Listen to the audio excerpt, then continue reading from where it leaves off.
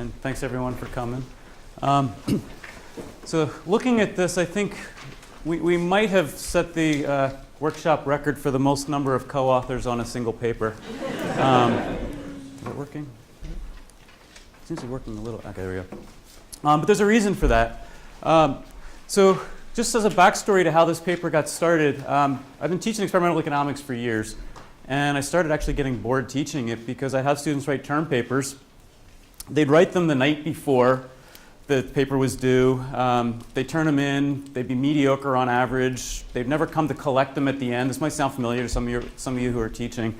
And I was convinced that maybe the learning wasn't happening in quite the same way that I'd like it to, because the intrinsic motivation wasn't necessarily there. And so I got tired of grading these papers, and I decided to do something different. And so last year we were lucky. Todd Cherry was visiting at the university and offered to help me get this idea started. And we decided to scrap the whole term paper idea and have students start to run their own experiments. Now, those of you who know me know that a lot of times I run lab experiments, but the problem with lab experiments is they're expensive to run because you got to pay subjects to show up. There's software issues, and I'm working with undergraduates who have zero prior research training. The only prerequisite for my course was the freshman level principles of micro. So I couldn't even assume statistics training. Most of them had never written even a term paper or a research paper before. And so I needed to get these students from an idea to designing the experiment, to running the experiment, to analyzing the data, to actually having something to present in class in 15 weeks with a group of undergraduates who also happen to have 4 or 5 other classes. So I didn't have the luxury of working with PhD students that's the only thing they're working on. So field experiments became a natural thing for us to think about because there's the barriers to entry for some types of field experiments is pretty easy. So you can vary a tip jar, or in fundraising, there's lots of things you can do with donors. And there's actually a lot of partners that we're developing where they're willing to basically cover the cost, say, for a direct mail campaign or something like that. So this would fit well into the class. And so for those of you guys who are faculty, I encourage you to actually think about figuring out ways to incorporate this into your class. So I had some students. Jim Andrioni had visited Anchorage the year prior. He had a neat paper. Some of you may have seen it before, this Avoiding the Ask paper. It's a pretty straightforward paper. And I'm actually going to start by explaining a little bit about his paper to begin with. And for undergraduates who don't have any research experience, they don't come into my class with ideas because they haven't really been thinking about this. And so there's a combination of things that happen. I thought, well, replication is important in our field. And in fact, at yesterday's sessions, a number of times questions came up along the lines of, yeah, you have some really neat results, but how do you know that would work for my particular organization? And that opens up, like, well, let's try and replicate stuff. And so I thought, well, rather than having students spend too much time trying to come up with their own ideas, let's just start with having them try and replicate something that's out there. If they're successful, we might even be able to get it published somewhere. The New Economic Science Association journal is encouraging replications, and so once in a while, an undergraduate might get a nice paper out of it. So, so that's sort of how this all came together. A couple of my students had this idea about trying to do Jim's Avoiding the Ask paper. We do replicate the results, but then we also got one kind of neat additional result, which is what I'm going to share with you. And so it kind of has a nice story that goes with it. So before I can tell you what we did, I need to tell you a little bit what the original paper, what Jim and his co-authors were up to. And so a lot of this, in fairness, the intellectual property here is Jim and his co-authors. So we're replicating their work. They came up with the original idea, so I don't want to take credit for someone else's ideas. And so the original paper is called Avoiding the Ask. The basic idea behind it is that we all know that asking for money can actually be very powerful. People have a real hard time saying no when you ask them for something, even if deep down they may kind of want to say no. But saying no can be very uncomfortable for a lot of reasons. If you're a charity that I actually like and in principle support, I may kind of want to support you and help you, but maybe I don't have the money right now. Or actually, if I was to try and support every single charity and every single cause that I liked, I'd go broke.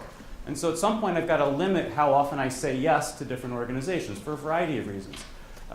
So I may like the charity. I may want to support it. So I've got this one thing tugging at my heartstrings. How it would feel really good to give. We've talked a little about donor motivation, the warm glow. Why do people give? Because it feels good. And so I know on the one side, it's going to feel good to give money to charity. I also know that looking you in the eyes and telling you no, I don't want to support you, even though I like you, feels bad. right? And so asking for money is actually very powerful because there's this incredible urge to say yes.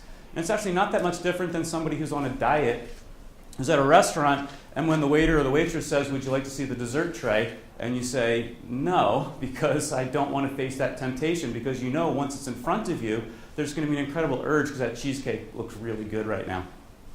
So we have this emotional side that's tugging us towards wanting to support the charity, but there's also this more, if you think about the Danny Kahneman, the thinking slow, acting fast, or whatever that is, you've got this other side where you're thinking, no, I can't support you right now. I can't support everybody. And so the rational side of me says, I don't want to support this particular charity at this particular point in time, but geez, it'd feel really good if I did. It's kind of like that cheesecake that's sitting there.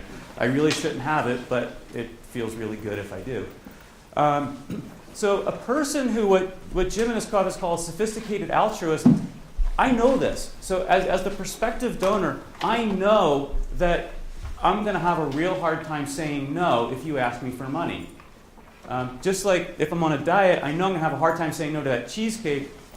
So I avoid putting myself in situations where I'm confronted with a cheesecake because I know it's going to be really tempting and I'm going to say yes once it's there. So my current self is kind of anticipating what my future self is going to do, and I'm kind of beating my future self by avoiding the cheesecake encounter. And with donations, it's sort of the same thing. So if there's a sophisticated altruist who knows that he's got these emotions that could be triggered if he's asked to give, how do you avoid those emotions? You avoid situations in which you're going to be asked to donate, which doesn't mean you don't support the charity. In fact, it may actually be the opposite. You like the charity and you like their cause, but you just don't want to give right now, and so it's a lot easier to just not be asked. So they ran a field experiment. Some of you guys may be familiar with this if you've seen this already. This was the Salvation Army, which all of you are familiar with. And so they tied it in with their red kettle campaign that they typically do around the holiday seasons, around the Christmas seasons. This is at a suburban supermarket in Boston, and the average temperature at the time when they ran it was 40 to 45 degrees, and there was no real variation in temperatures when they ran that. I point out that temperature because I'm going to come back to that later in our results. This was the supermarket where they ran their study. You can see that there's 3 doors, and as you can imagine, since we're talking about avoiding an ask, what they were doing was basically changing where the people were located with respect to doing the fundraising campaigns. They were tracking the traffic into doors 1 and 2. It turns out at the time they didn't know that door 3 existed. They were tracking traffic through doors 1 and 2 and seeing whether or not, if they changed the coverage at the doors, whether or not traffic in and out of the stores would change. In their study, they had a 2x2 design. Down the bottom there, you can see door 1 only versus doors 1 and 2. So on some days and some conditions, there was only door number 1 that was covered with somebody asking for money with the Red Kettle campaign. Sometimes both doors 1 and 2 were covered. When both doors 1 and 2 are covered, avoiding the ask is very difficult, unless you know about this door 3. When door 1 is the only one that's covered, it's easier to avoid the ask. The other thing which they did is they varied whether there was an implicit ask, which was basically somebody just standing there ringing the bell and saying nothing, versus an explicit ask. And it was a very subtle, very simple prompt, basically said, hi, how are you, Merry Christmas, please give today. So not exactly a high-pressure sales tactic, but there was an explicit ask versus an implicit ask. Okay, so they've been redoing the analysis, so this what I'm going to present to you is sort of on some of the early work. The key thing to take out of this is that the changes in behavior are holding as they redo the work. The magnitude of the effects may not hold up, so don't put too much stock in the coefficient, the magnitudes, just the directions. But for starters, there's no attempt to avoid the implicit ask. I'm sorry this thing is not working all that great. But you can see in those first 2 where they're circled in red, that's where they were standing and implicitly asking just by letting people come in and not saying anything. There's basically no change in avoidance. Those other 2 on the right, you can see that A1, when there's just door 1 covered, there's almost over a 30% avoidance behavior. So having just 1 door covered in their study nudges 30 people to avoid door number 1 at a rate of 30%, which is a very large avoidance type behavior. There's also an effect with doors 1 when A1 and 2 are covered because there's also the traffic going into door 3. So my students got interested in this. Because of time constraints, we've just focused on this A1 and the A2 conditions, because just kind of uninteresting to try and replicate a null result. If you're a student in a class, it's more interesting to see if you can actually get a result rather than not get a result. So we focused on this ask condition over here. And so now I'm going to talk a little about our project. One of the students that was in my class worked at one of the large superstores in town. They decided they wanted to replicate it, but they had some restrictions. So initially this started as a replication, but this is not a pure replication. It's more of a extension, I guess would be a good way, because it's impossible in our world to do everything exactly the same, which would have required us to go back to the exact same store and all sort of stuff. So we had some constraints. Number one, we couldn't tie in with the Salvation Army campaign because of timing. In December, my class is already over, so we couldn't do the Big Kettle campaign. Fred Meyer's, the store that we were working at, required us to actually sell something. You couldn't just ask for donations. So we had to come up with something to sell. Andreoni paper, they had coverage at both doors 1 and door 2, but we weren't allowed to have coverage at both doors. So instead of having doors 1 and 2 covered, what we have is a baseline where no doors are covered, and then we see if when we put somebody at one of the doors, that changes behavior. And we had some scheduling issues to work around. So here's the superstore, left door and a right door. So we do not have a door number 3 here. You want to know what's behind door number 3? So we don't have a door number 3. So this door on the right, what they're going to do is vary whether or not there's somebody standing here, and the person is standing outside, so that people entering the store know that they're there before they ever get to the door. And we want to see whether that changes behavior. The foundation we work with is the Polycystic Kidney Disease Foundation, PKD, which one of the students had a strong connection with and really wanted to see if he could raise some money for that organization. We created a pin, just a little simple pin that we would sell for $1. Most people did not take the pin, they just gave it as a donation, but at least it covered the technicalities of offering something for sale. And they raised $134. So the control, we counted entrance into both doors. So on some days we had 2 students sitting outside of both of the doors, sitting in a car, just counting the traffic. That's all they were doing, was seeing what the typical flow was into the stores. Under the treatment condition, we had 2 experimenters. One of them stood outside the right entrance. He actively solicited, so he would follow the same script and say hello. Didn't say Merry Christmas because it was in November. But they said, hello, would you like to support the PKD Foundation by buying a pin from us today? Counted the traffic, and then we had this other experimenter. He had the easy job, just sat in the car and watched the traffic going into the left door. Here's basically the layout, so you can see we blocked over days of the week. Sometimes it was on the weekend, sometimes during the week. We varied the times.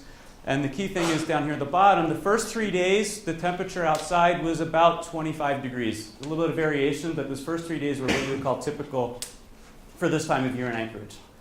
The last, maybe not for everybody, but for us, 25 degrees this time of year is actually a nice day. The last day was a record low. It was really cold. And the students commented that a lot of people came up to them when they were going in, like, just get inside. What are you doing outside? At least stand inside the atrium.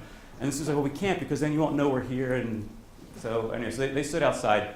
And what we're going to look at is whether or not this temperature changes people's behavior. Comparing the designs, so there's some differences. It's not an exact replication. First off, they had a 2x2. Ours is, we're just looking at the direct ask. And again, because we could not cover both doors, our baseline is different. So our baseline is just monitoring the fundamental traffic without anybody standing at the doors. Turns out that they had females doing it. My students, all 3 of them were males. And Jim asked me this morning, was there anything remarkable about them? But they were all pretty much the same size and build and stuff, so there's no big tattoos or anything like that that might affect behavior.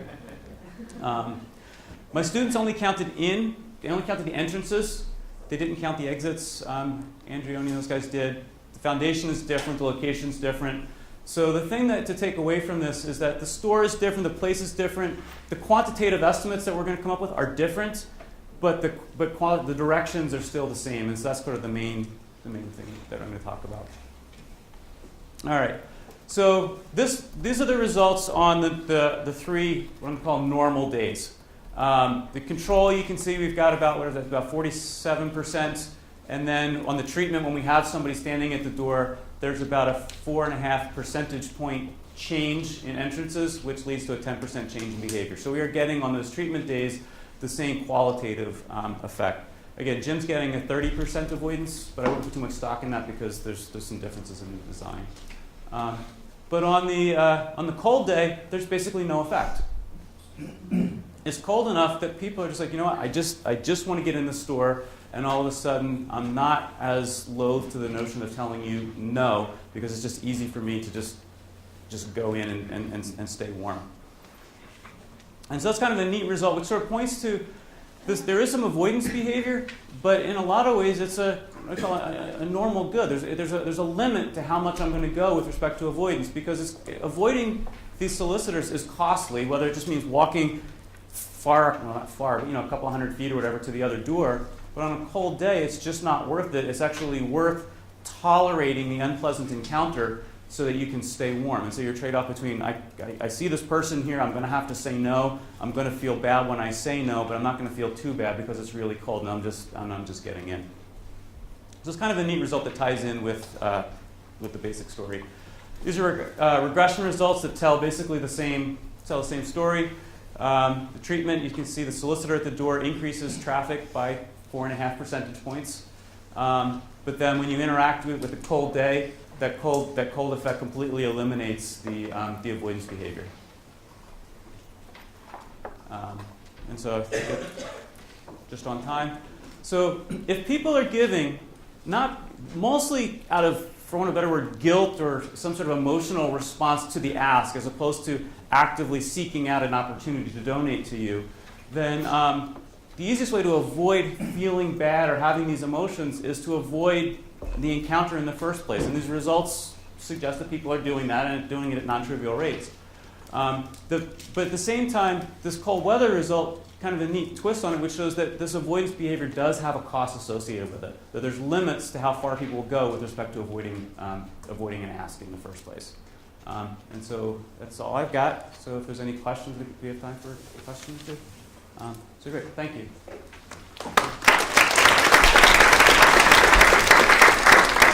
Have you looked at what happens to the contributions on the cold day versus the non-cold day?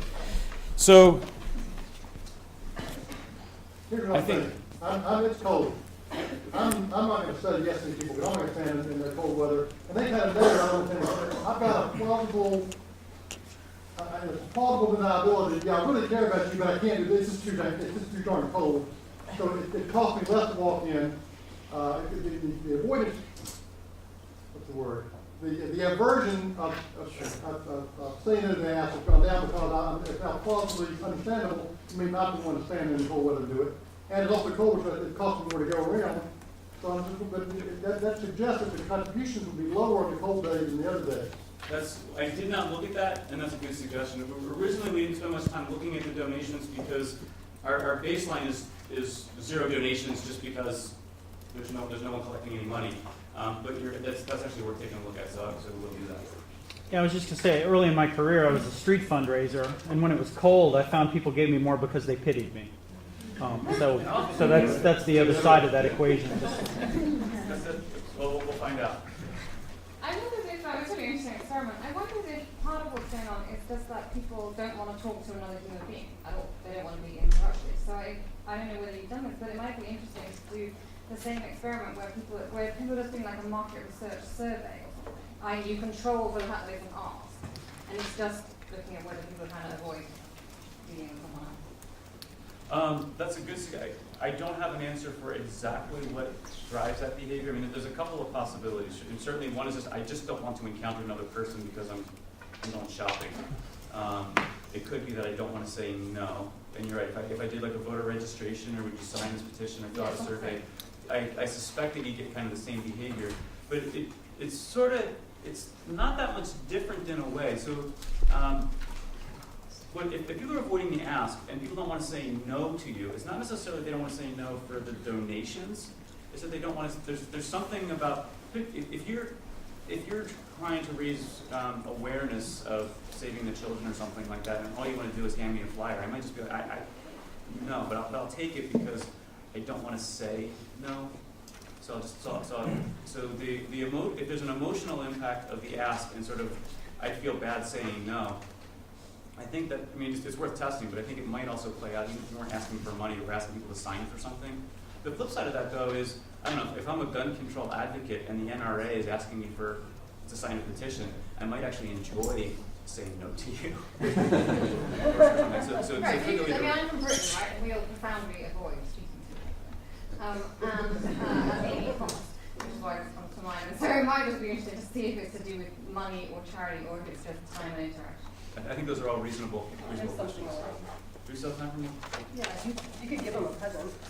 I'm just curious, was it deliberate that you chose a button that's something that wouldn't have value to the donor versus, say, a candy bar where when you put cute kids selling stuff for a team out in front of a store, people will go to the door that has the candy bars? It was not super deliberate. So Okay. it started with the students wanted to do something for this PKD Foundation. They contacted the PKD Foundation and asked them, so like, all of this came together at the last minute, because working with the company was very cooperative in allowing us to do it, but very restrictive with, oh, and by the way, you have to start selling stuff. So they were actually in a panic, because we're trying to do this in a short period of time. What can we sell? What can we sell? And so they thought, well, let's sell pins for the foundation. The foundation was going to require the students to buy 500 pins at $3 a pop, and it was like, so the students actually just said, we'll just design our own pins using their logos, and they got permission to use the logos. So it wasn't as deliberate as Okay. trying to sell Just pins. curious. It was more to meet our requirement. They really just wanted to be present asking for money. Yeah. Okay, great, thank you.